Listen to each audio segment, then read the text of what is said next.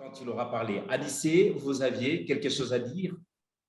Oui, ben, en fait, le sujet en soi est très intéressant et c'est comme s'il devenait de plus en plus vaste. Alors, je ne sais pas si le temps vraiment qui nous est accordé va être un peu suffisant. Alors, il y a de bons points de vue donnés par mes prédécesseurs. Alors, vous avez posé la question par rapport aux conséquences pour l'enfant qui n'a pas eu ce temps d'avoir entendu de sa propre oreille le pardon qui vient de son père, de sa mère. Alors, moi, je dis que nous avons plusieurs aspects qui entrent en jeu. Nous avons notre culture qui nous enferme dans ce complexe d'infériorité, supériorité. Alors aussi, comme les autres l'ont dit, les parents ont tendance, nous parents, nous avons encore tendance à penser que raison.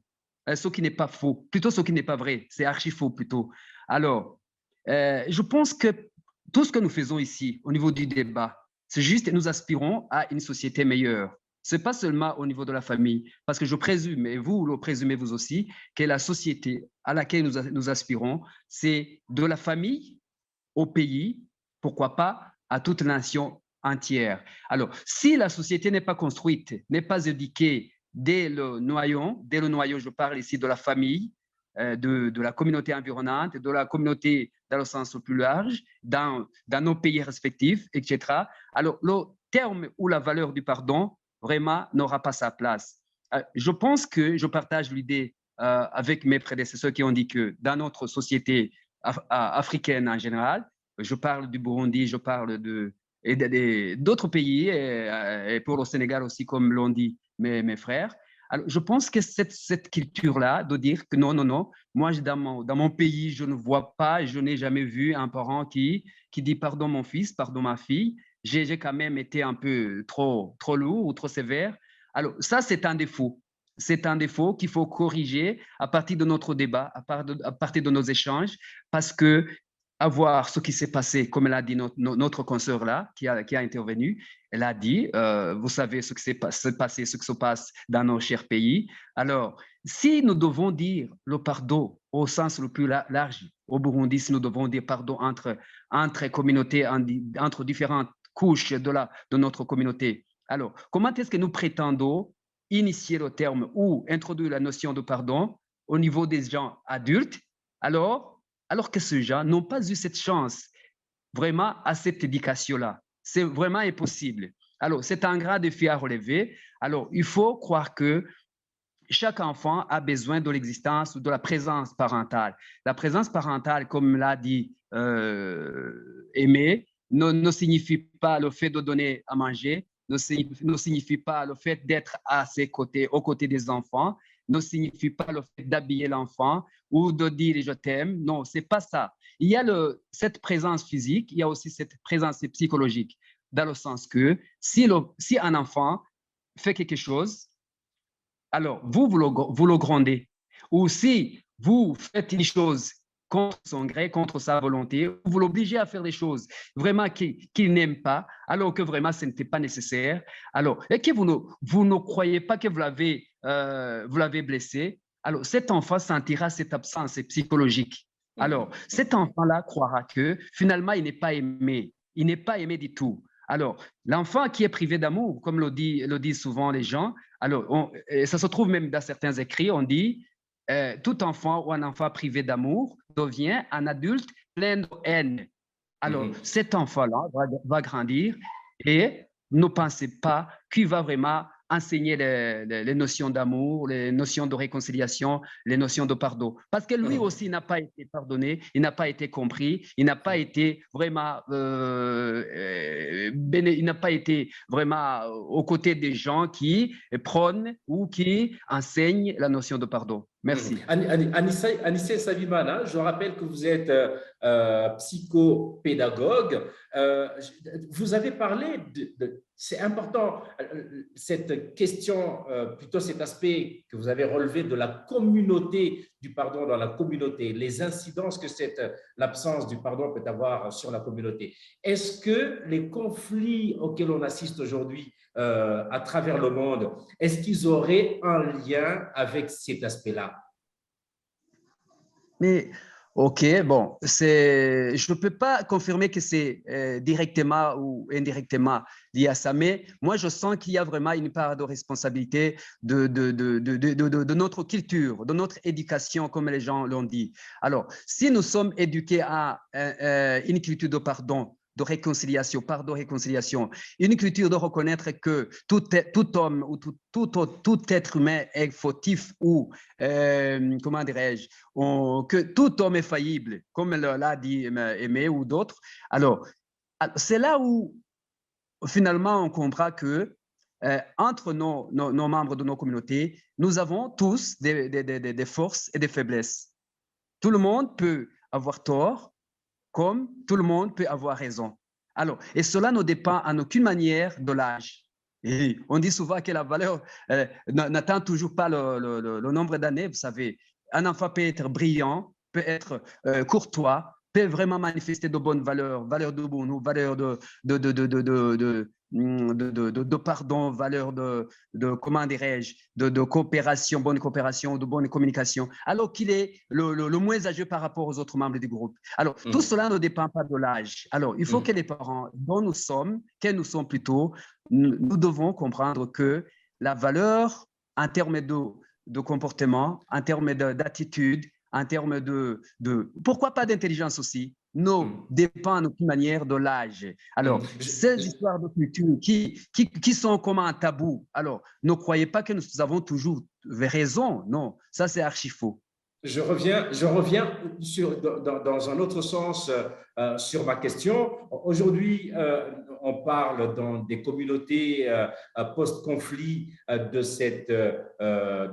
commission vérité et réconciliation. On l'a vu en Afrique du Sud depuis des années. Hein, ça a été, je pense, le tout premier pays. On a vu une commission vérité et réconciliation après l'apartheid, une commission qui a fait énormément de choses, mais malgré tout, on voit qu'il y a une criminalité toujours aussi galopante entre communautés, entre Sud-Africains qui ne tolèrent pas, par exemple, des étrangers. On a vu, on le voit également dans d'autres pays, hein, la sévère, comme au Burundi.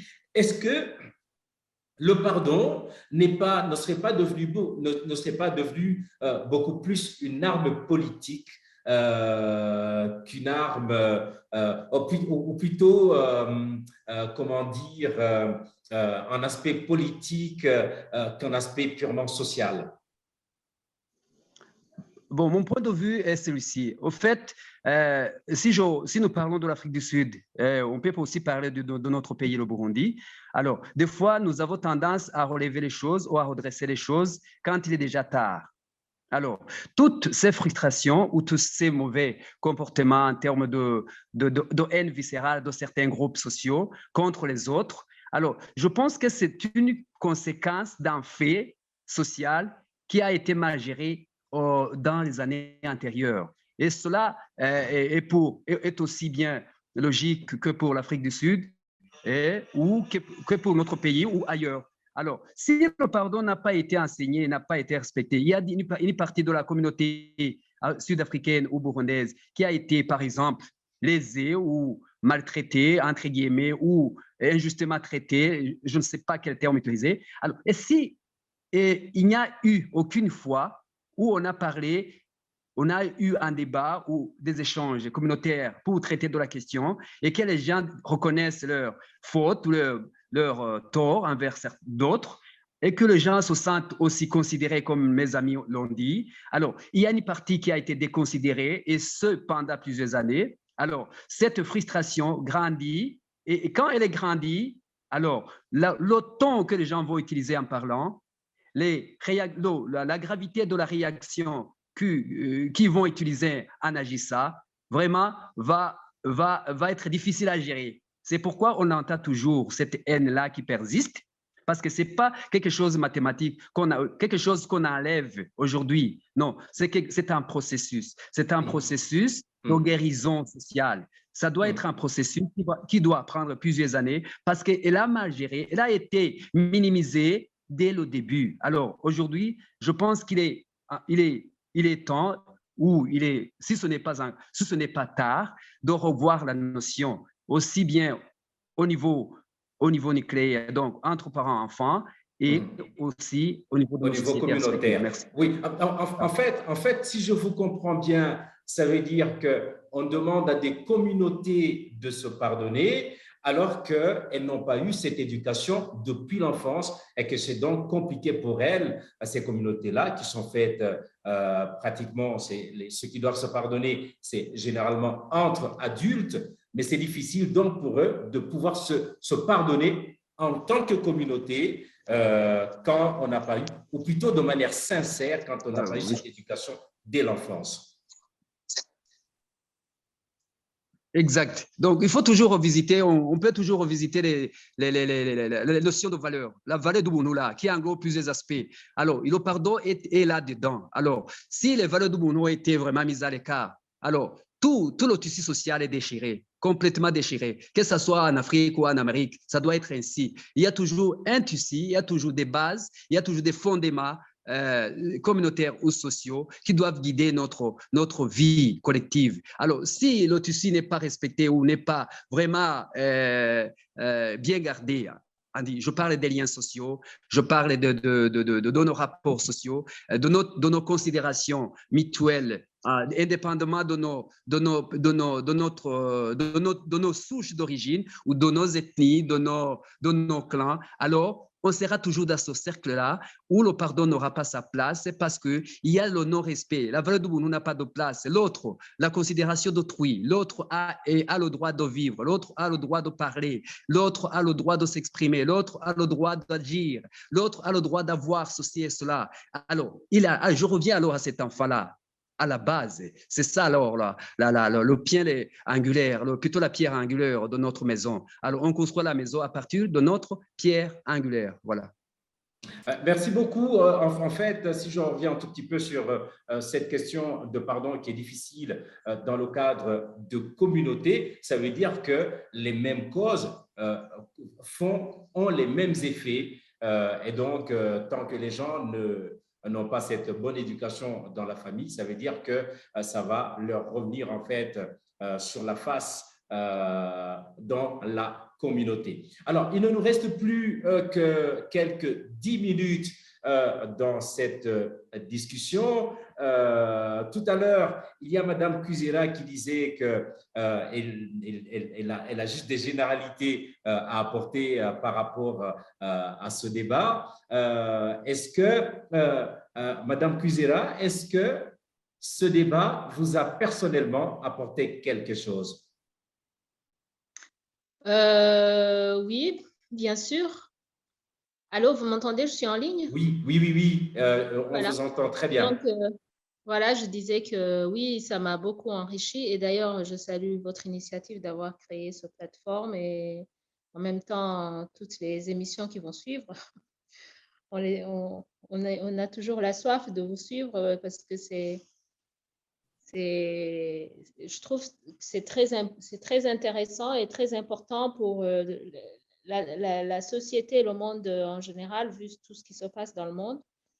Et après avoir écouté tout le monde, tous ceux qui ont intervenu dans cette discussion, j'ai eu pas mal d'idées à vous faire partager, voilà, par rapport déjà à notre culture burundaise et aussi par rapport à la nature humaine en général. C'est que déjà, le pardon soulève beaucoup d'autres sujets autour de ça. Il y a la fierté, il y a aussi, quand on parle de pardon, il y a aussi la punition qui n'est pas loin. Parce que quand quelqu'un demande pardon, ça ne veut pas dire qu'on va le pardonner nécessairement. Et donc, il y a cette fierté et puis il y a la reconnaissance de la faute. Il faut que ça soit sincère. Et puis, il y a beaucoup de choses qui rentrent en jeu. Il y a la culture, il y a l'éducation, il y a beaucoup de choses. Voilà, donc déjà, il faut que la personne fasse un pas de demander pardon. Il faut que l'autre accepte de le pardonner ou de le punir ou de demander des dédommagements ou tout ça. Et puis, quand on parle de pardon, on parle de culture, mais il y a le droit, il y a la loi. Il y a la loi dans tout ça, et puis il y a la religion. Il y a notre ami sénégalais qui a soulevé, qui a dit oui, au Sénégal, on vit avec le pardon au quotidien. Mais je voulais juste dire un petit détail, c'est que on a tendance à croire que tout le monde est croyant, mais il y a des athées. Alors, c'est sûr que en Afrique, souvent, si on n'est pas musulman, on est catholique ou chrétien ou tout ça, mais une fois adulte, on forge notre personnalité et des fois, on peut devenir athée et remettre en cause toute l'éducation, que ce soit religieuse ou culturelle qu'on a eue, et dire, écoutez, je ne sais pas si je vais te pardonner ou pas. Et puis, en plus, souvent, il y a aussi une autre erreur qu'on commet. On ne demande, la personne qui a fait l'erreur va omettre d'aller demander pardon à la personne concernée et au lieu de faire ça, elle va aller prier et demander pardon à Dieu. Ça, je trouve, c'est une grande erreur. C'est une autre erreur que les gens commettent. Au lieu d'aller demander pardon à la personne concernée qui a été lésée, ils vont aller à l'église ou je ne sais trop où et demander pardon à Dieu. Mais ça, je trouve, c'est une erreur monumentale et je trouve que ça fait partie des problèmes qui sont dans le monde. La religion, c'est vraiment, selon moi aussi, un autre problème par rapport au pardon. Donc, il y a ça. Et puis, je voulais aussi soulever un autre sujet. Notre ami Quizera, là, il a dit que souvent les parents pensent qu'on va garder de leur éducation qui nous ont donné les bonnes paroles ou ceci ou cela. Mais ils oublient aussi, nous, parents, maintenant on est des parents aussi, on oublie que l'enfant aussi va garder les actions. Là, j'allais dire, par exemple, ce que je remarque souvent dans notre société burundaise. Il reste que 5 minutes, il faut que j'essaie d'être rapide, on n'a pas beaucoup Oui, de oui, temps. tout à fait. Allez-y. Donc, j'allais dire, par exemple, ce que j'ai déjà remarqué dans notre société burundaise, dans ma famille ou même dans d'autres familles burundaises, c'est que, alors, tu vas remarquer, par exemple, deux personnes qui ne s'aiment pas. Je trouve ça, bah oui, déjà, on le sait, la société burundaise est très hypocrite. Alors, tu vas voir deux personnes qui ne s'aiment pas, mais qui continuent quand même à se saluer, à se sourire, à se dire bonjour, même à se fréquenter quand l'autre est malade, ils vont aller le voir à l'hôpital, alors qu'on sait pertinemment qu'ils ne s'aiment pas du tout. Ils vont même aller dans leur fête, que ce soit un deuil, que ce soit un mariage, ils vont même s'inviter. Alors ça, je trouve très hypocrite. Alors souvent, des fois, je disais à ma mère ou à mes sœurs, voilà, je disais, mais pourquoi aller là-bas alors qu'on sait pertinemment qu'on ne s'aime pas? On a des conflits fonciers, des trucs comme ça, mais pourquoi les inviter ou pourquoi aller là-bas? Et tu sais ce qu'ils me répondent? Ils me disent, mais si on fait comme ça, on va rester tout seul. Donc, c'est-à-dire que si tu commences à montrer aux gens, écoute, je t'aime pas, tu as peur de rester tout seul. Mais est-ce que le fait, juste assez rapidement, peut-être en quelques secondes, est-ce que le fait de se fréquenter, même quand on ne s'entend pas, est-ce que ce n'est pas plutôt un pas vers un possible pardon entre les familles ou Oui, entre les justement, membres mais d'une même moi, je famille? trouve que le pardon a son processus. Le pardon a son... Alors, nous, au Burundi, on a un chemin qui est, je dirais, bizarre. Alors, les gens ne s'aiment pas ou ne se sont pas demandé pardon clairement, mais ils laissent le temps pardonner les choses. Alors, c'est le temps qui pardonne les choses. Ce n'est pas les humains qui se pardonnent entre eux. Et alors, le temps, des fois, il fait pire parce qu'on ne sait pas ce qui va se passer entre-temps. Et des fois, ça peut être la haine qui s'envenime ou des fois aussi, oui, en partageant un verre, souvent les choses se règlent autour d'un verre aussi. Et l'amour ou les... Alors, tu vas voir même entre collègues qui se sont fait des coups bas Après, ils vont se pardonner parce qu'ils vont se faire encore une faveur et tout ça. Et après, ils vont se renouer sans avoir demandé pardon. Mais c'est une bonne chose. En tout cas, si le temps peut Donc, effectivement des fois, guérir le certains temps, mots. oui, c'est sûr que des fois, Oui. le temps résout des choses, mais voilà, bon, bref, on ne se Mer- demande pas pardon, clairement. C'est mon point de vue. C'est comme ça. Merci beaucoup. Vous soulevez beaucoup d'aspects de la question et c'est assez important parce que tout est question de détails, les détails qui font Alors, effectivement le j'ai vu tout. Je quelqu'un qui a vois. écrit que les parents n'ont pas besoin, plutôt que les enfants n'ont pas besoin de parents parfaits. Je ne sais pas, j'étais en train de parler en même temps. Je ne sais pas si j'ai pu lire ça. Oui, voilà. Il va nous parler de ça. C'est qui a dit ça? Ça, c'est Aimé, ça, c'est Aimé qui vient de Aimé l'écrire. Césaire, Mais oui. j'aimerais, comme vous venez de parler de la religion, par exemple, au Sénégal, et que Sidi est avec nous, qui l'a soulevé, il y a Cher également qui l'a soulevé.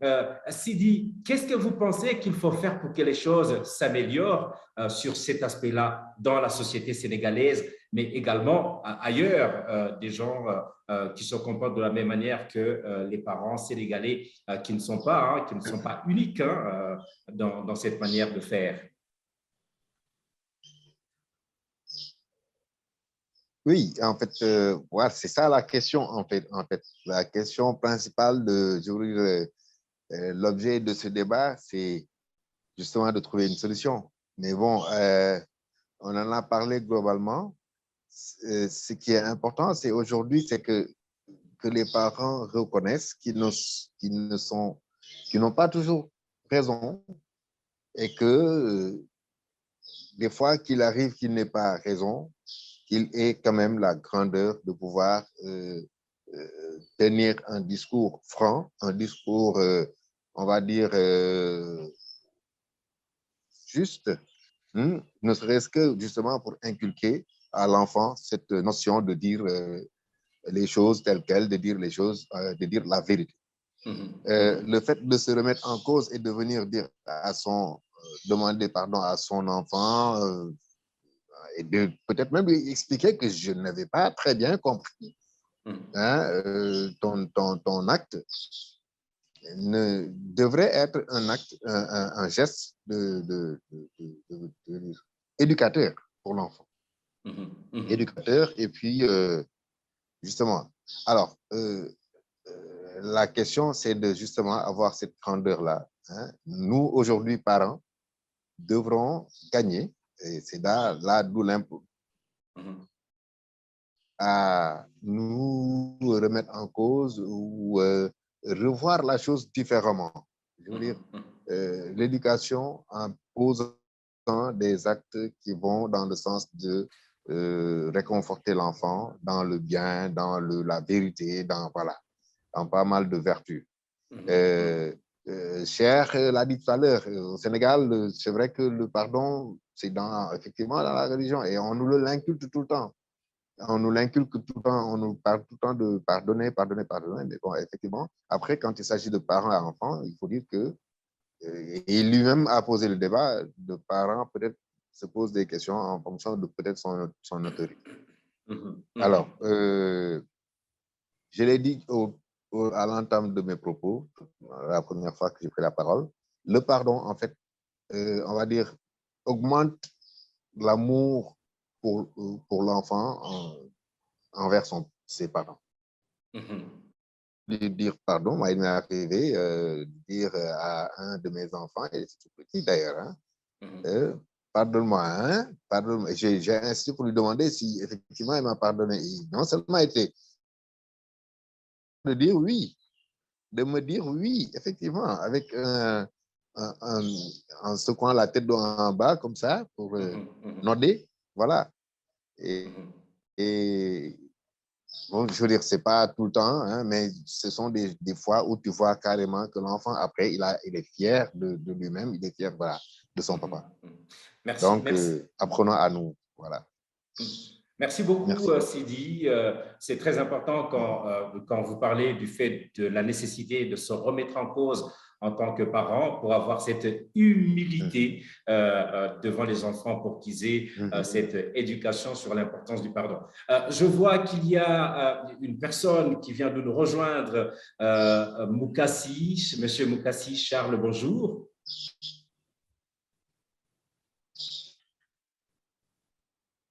Je ne sais pas si vous m'entendez. Apparemment, Monsieur Moukassi ne m'entend pas. Malheureusement, il vient de se connecter juste au moment où nous nous apprêtions à clore le débat. Je ne sais pas s'il m'entend. Comme ça, on pourrait lui donner quelques minutes pour s'exprimer sur ce sujet qui est, comme vous l'avez dit vous-même, vous qui participez à ce débat important, voire primordial. Monsieur Moukassi, vous m'entendez? C'est très dommage, mais ce n'est que partie remise. Il pourra nous rejoindre dans d'autres débats, mais ceux qui n'ont pas pu suivre cette discussion pourront la suivre sur YouTube parce que nous allons la mettre directement sur YouTube. Madame Kuzera a dit tout à l'heure que les gens attendent impatiemment des débats comme ceci et nous aurons effectivement d'autres débats sur d'autres aspects et nous vous annonçons d'ailleurs que nous allons alterner sur Kazé Positivity, nous allons alterner en postant une vidéo un dimanche et puis l'autre dimanche en ayant un débat sur la thématique qui a été développée dans la vidéo qui a été postée le dimanche précédent. Je vous remercie encore une fois pour votre participation active et pour le débat extrêmement riche que nous avons eu pendant cette discussion sur le pardon. Encore une fois, merci à tout le monde. Je ne sais pas si tout le monde peut mettre la vidéo pour qu'on puisse se voir un peu.